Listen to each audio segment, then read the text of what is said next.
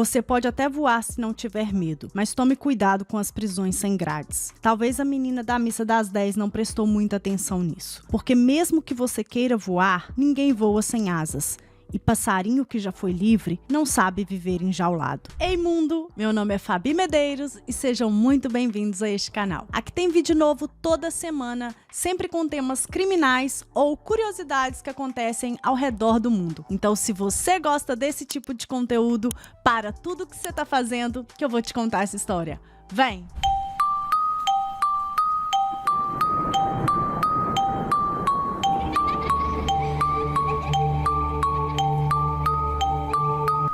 Ângela Maria Fernandes Diniz nasceu no dia 10 de novembro de 1944 em Curvelo, Minas Gerais, mas depois acabou se mudando para a capital, Belo Horizonte, e por lá ela viveu. Era filha de Nilton Viana Diniz e Maria do Espírito Santo Fernandes Diniz. A Ângela, ela era uma menina muito mimada pelos seus pais, principalmente pela mãe. Ela era aquela criança assim que tinha de tudo. A mãe era costureira e o pai era dentista. Então assim, eles não eram ricos, mas eles viviam muito bem. Como a mãe costurava, ela sempre checava, né, as revistas de moda de Paris, do mundo inteiro, assim, em geral, as mais famosas na época, e dali é que ela tirava os modelos para fazer os vestidos para Ângela. Então a Ângela sempre estava assim, muito bem vestida, muito bem penteada, uma princesinha mesmo. Ela foi criada para isso, para poder ser uma moça, né, de família, casar com um bom partido. Então ela e a mãe dela, elas frequentavam sempre a missa. A Ângela ia sempre à missa das 10 da manhã e sempre causava aquele tumultinho, sabe, na igreja, porque ela era muito bonita. Ela chamava muita atenção. Sempre estava impecável. Então os rapazes ficavam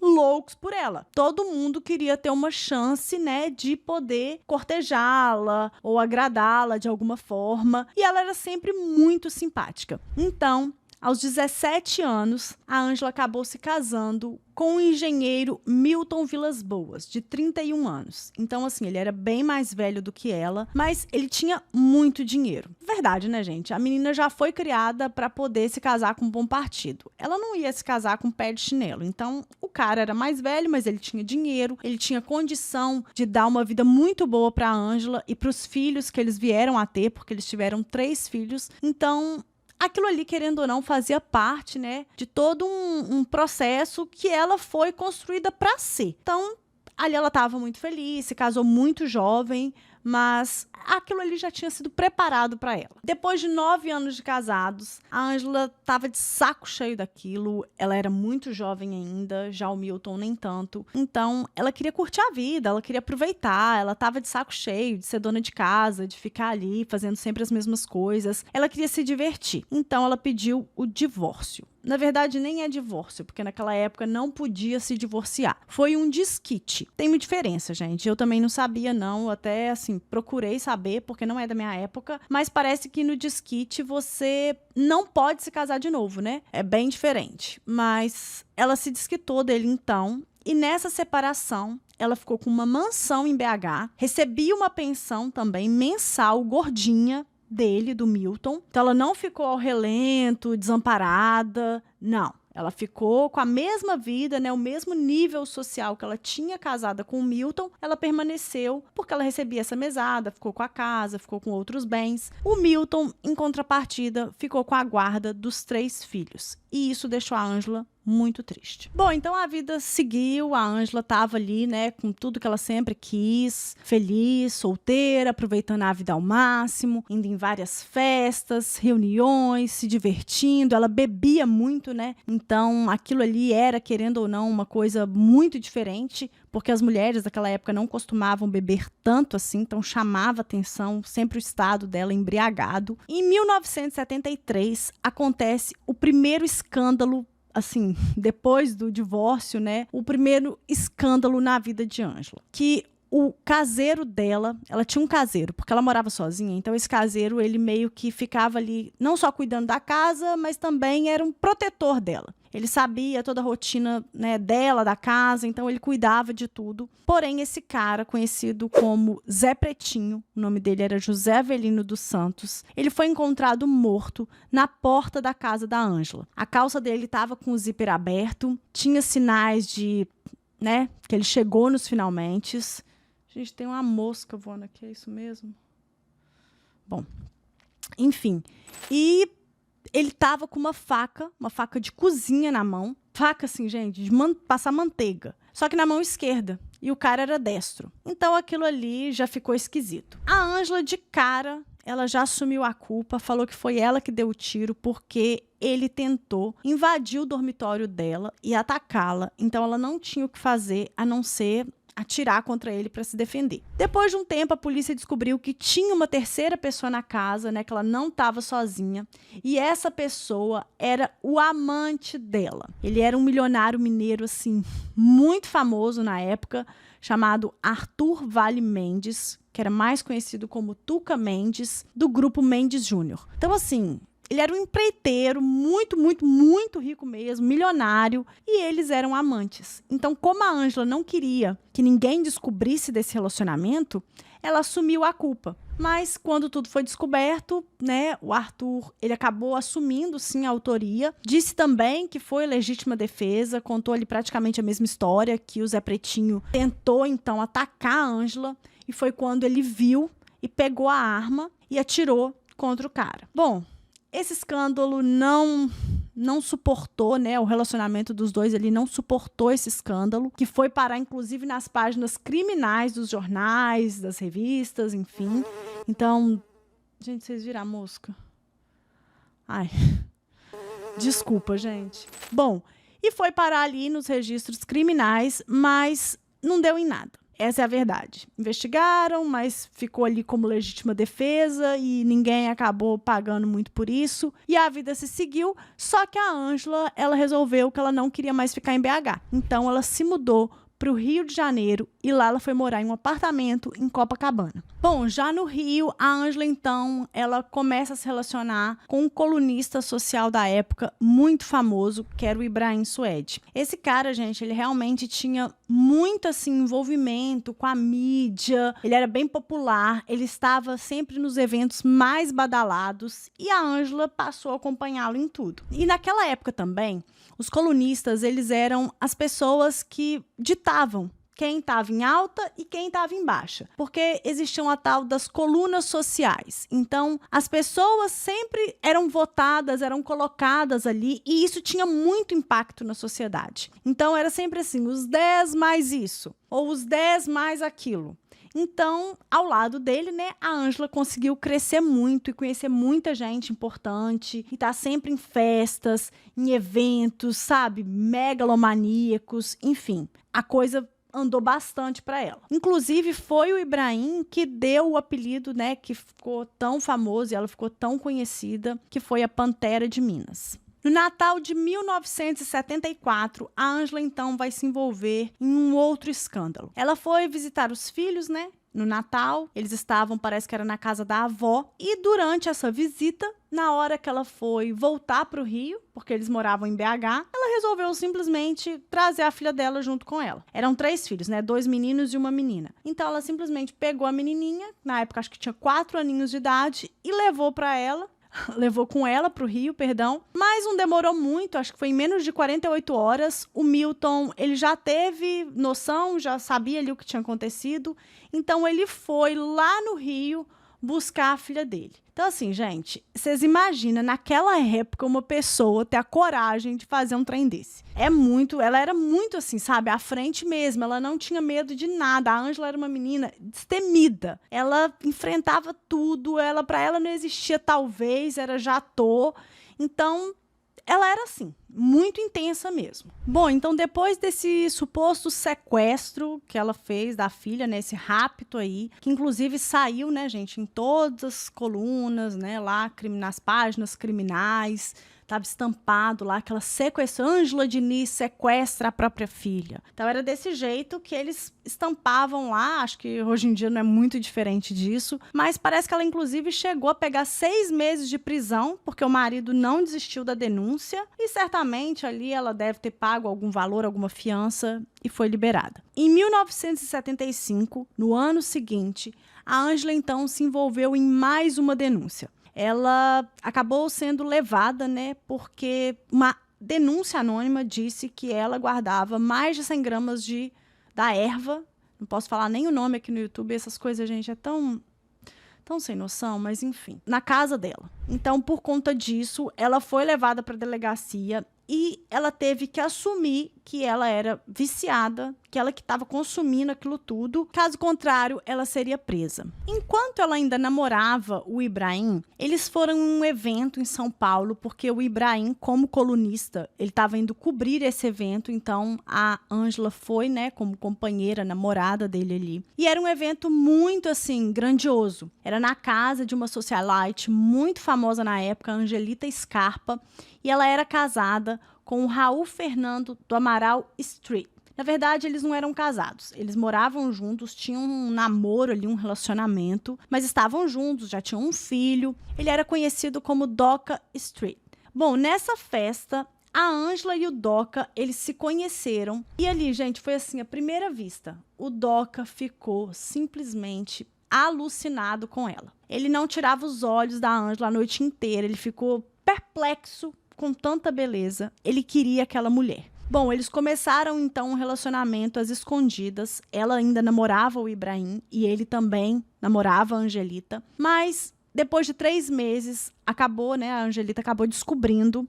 Então ela expulsa o Doca de casa. E é até emblemático isso, porque o cara era tão dependente, né, da Angelita, que ele não tinha nem mala para sair de casa. Então, como ela proibiu que ele usasse as malas dela, ele teve que levar as roupas em sacolas, gente, sacolas de feira. E ali ele foi morar, então, com a Ângela na casa dela, que era ali mais uma que iria sustentá-lo. O Doc, então, depois, né, de abandonar a esposa e filho, ele foi morar com a Ângela e ali eles começaram um relacionamento.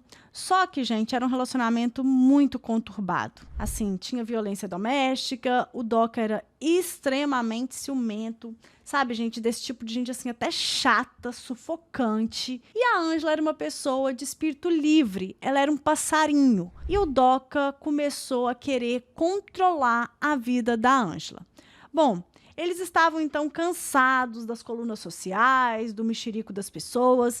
Eles resolveram, então, ir passar o Réveillon, né, a virada do ano de 1976, em Búzios. Eles alugaram uma casa. Naquela época, gente, Búzios não é como é hoje. Na verdade, se chamava Armação de Búzios. Então, pouquíssimas pessoas iam lá, só artistas, gente mais famosa, com mais dinheiro. Então, não que hoje isso seja muito diferente, mas naquela época era assim, era até difícil você chegar em Búzios, não existia estrada, né, rodovia. Ou era uma estradinha de terra, ou era pelas águas mesmo. Então, o acesso era mais limitado.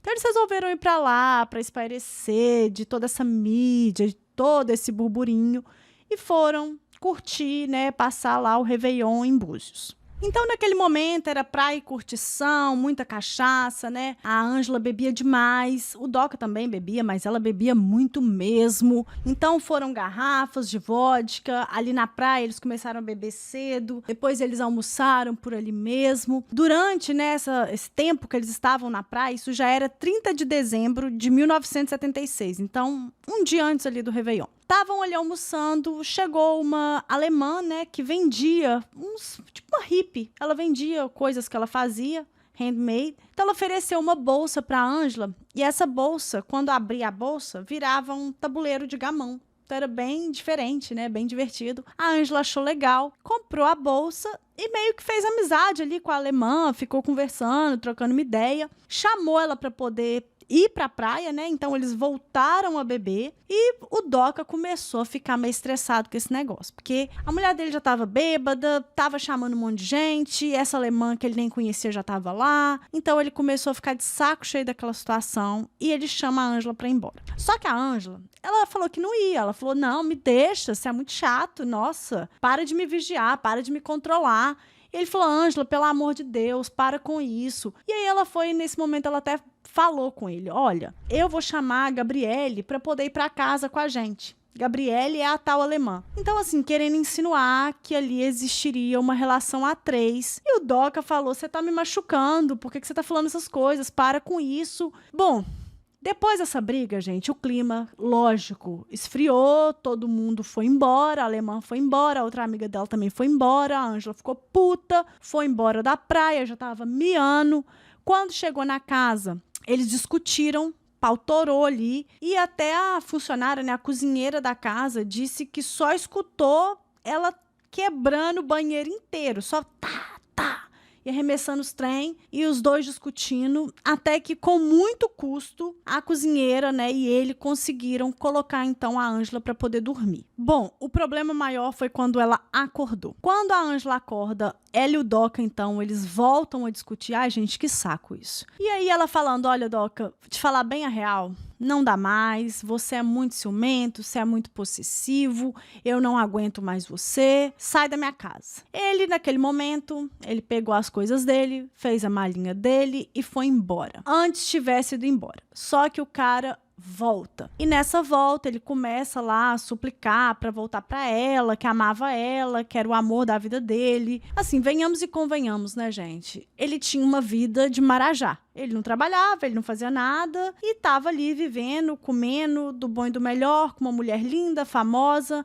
Inclusive, ele foi embora no carro dela. Então, volta lá para casa, pede para voltar e fala isso e fala aquilo. Em determinado momento, isso segundo palavras do próprio Doca, né, no depoimento dele, a Ângela em determinado momento falou assim, não, beleza, a gente fica junto então, eu vou esquecer, né, essa briga toda e a gente vai ficar bem. Só que é o seguinte, a partir de agora, você vai ter que aceitar eu me relacionar com quem eu quiser, eu ter quantos namorados eu quiser, eu sair a hora que eu quiser. Tipo assim, eu vou ser livre, se você quiser ficar comigo, como que diz assim, o tempo que sobrar pra você, eu tô aí, mas no geral eu tô curtindo a minha vida. Inclusive, ela falou com ele que não se envolveria apenas com homens, mas com mulheres também.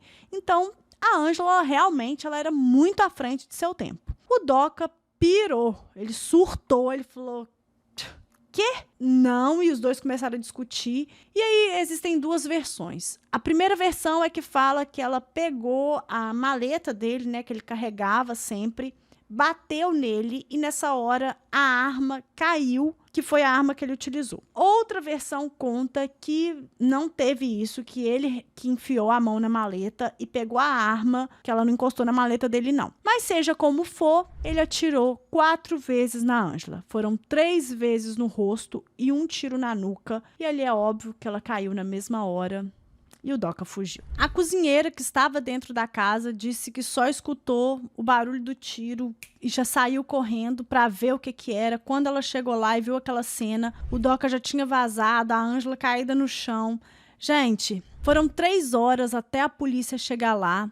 E essa cozinheira ficou com a Ângela ali o tempo todo, imagina, com o corpo da Ângela, né, na verdade, aguardando a polícia chegar. Bom, passaram-se 20 dias. Na verdade, foram 17 dias, perdão. E o Doca, ele disse que queria falar, mas ele queria falar com a imprensa. Então, ele deu uma entrevista, na época, para a Rede Globo. Ele também deu uma entrevista para a revista Manchete, que era uma revista de sucesso. O que acontece? Ele estava meio biruta da cabeça, né? A família dele estava ali amparando ele. Então, eles resolveram que seria melhor interná-lo em uma clínica. Só que quando ele chega nessa clínica, depois que ele deu essas entrevistas, as próprias pessoas ali da clínica chamaram a polícia. Então, ali dentro dessa clínica mesmo, é que ele foi preso. Eu tô contando assim porque tem muitos relatos que falam que o Doca se entregou para a polícia. E não foi isso. Ele, na verdade, foi capturado dentro dessa clínica que ele estava ali num suposto tratamento. Doca Street foi julgado em 1979 em Cabo Frio, sendo defendido pelo advogado Evandro Lins e Silva. A defesa do Doca foi baseada na legítima defesa da honra. Então, o advogado dele, né, entrou com esse papo de que ele tinha sido, né, a honra dele tinha sido ofendida porque a mulher dele queria ter outros homens, queria ter outros relacionamentos. Então, em defesa dessa honra, ele matou ela.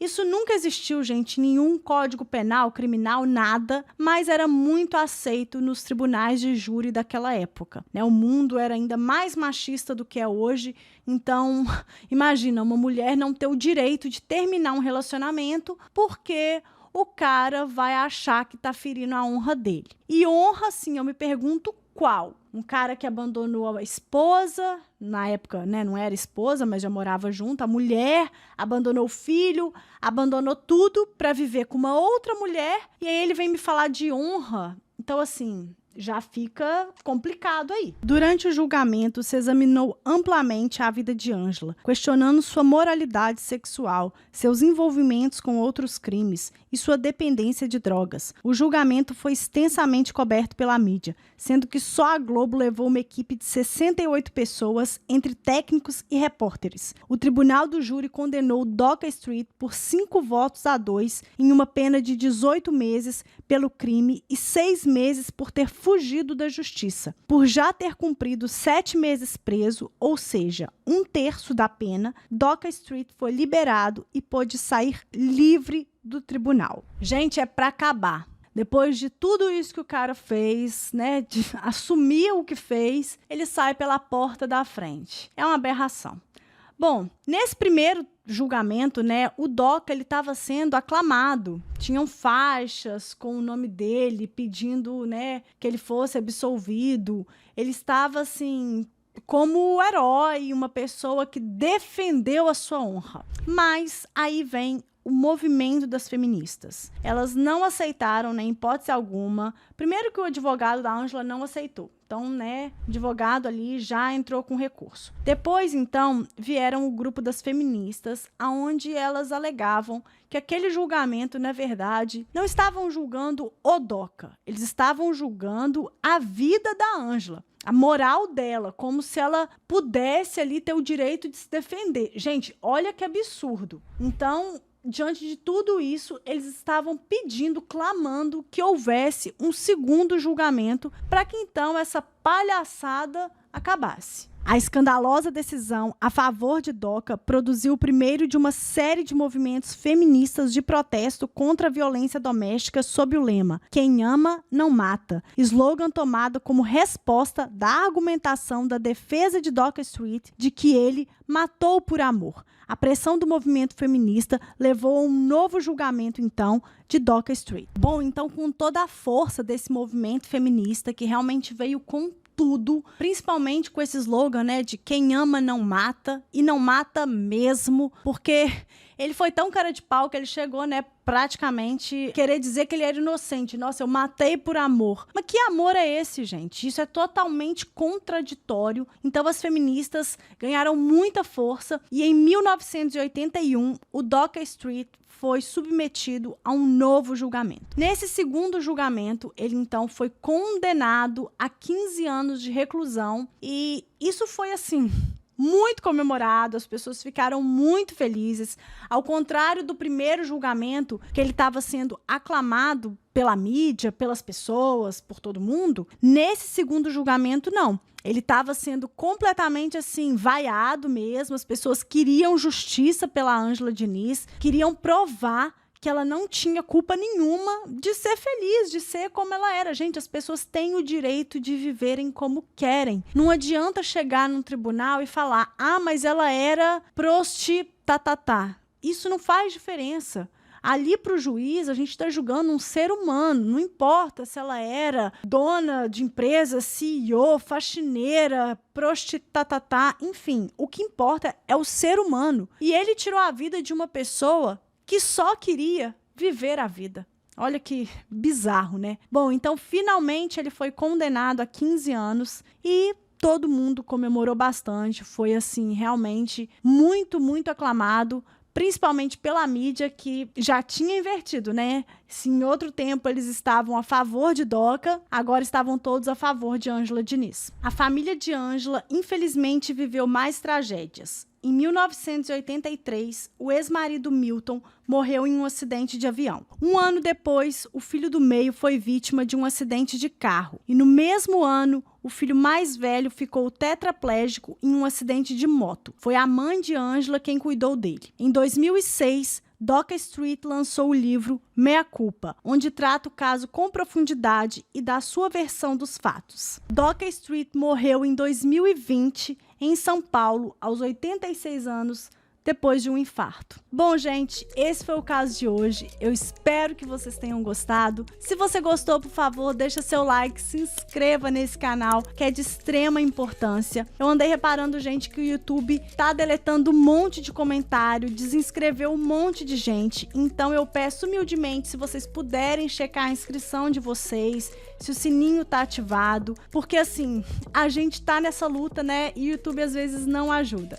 Bom, peço a contribuição de vocês, redes sociais aqui para quem quiser me seguir por lá, comenta muito para engajar e a gente se vê então num próximo vídeo.